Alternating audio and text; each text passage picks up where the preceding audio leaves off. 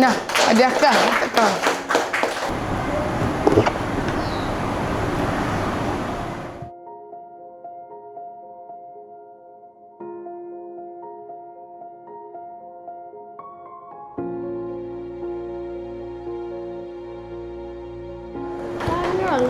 Gurau je. Aku tak pernah kacau dia. Aku cuma tengok.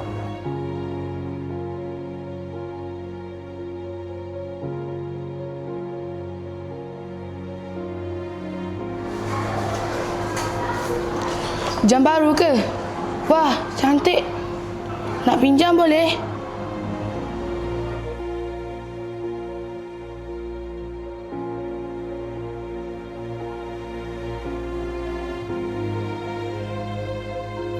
Gurau je, gurau je, gurau je, gurau je, gurau je.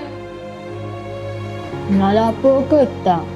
Kalau tak lapor, kesian Aizul. Kenapa? Tak suka hadiah tu ke?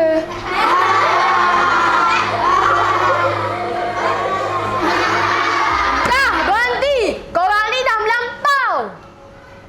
Alah, Bu. Gurau je.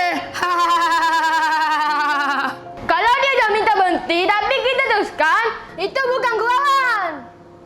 Kalau kita nampak tetapi kita ketawa, kita sedang membiarkan buli berlaku. Maaf, aku tak kacau kau, tapi aku ketawa. Jom Aizul. Ha? Pergi ke mana?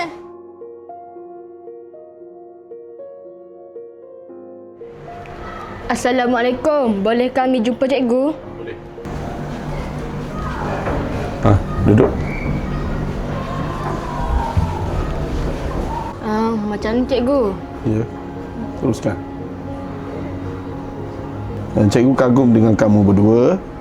Aizul, terima kasih kerana berani bercakap, dan Abu, terima kasih kerana berani bertindak. Kalau nampak kawan dibuli, jangan ketawa, jangan rakam atau jangan tegur dengan kekerasan. Dapatkan bantuan daripada guru ataupun orang dewasa yang kamu percaya. Boleh? Pihak sekolah akan ambil tindakan yang sepatutnya, ya.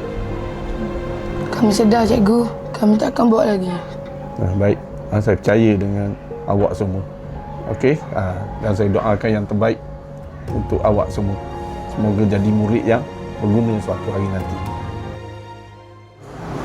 Aizul, aku minta maaf.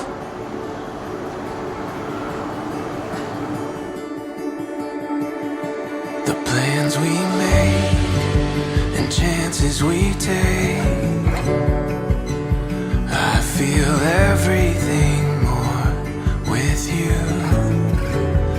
Quiet confidence and trusting every step.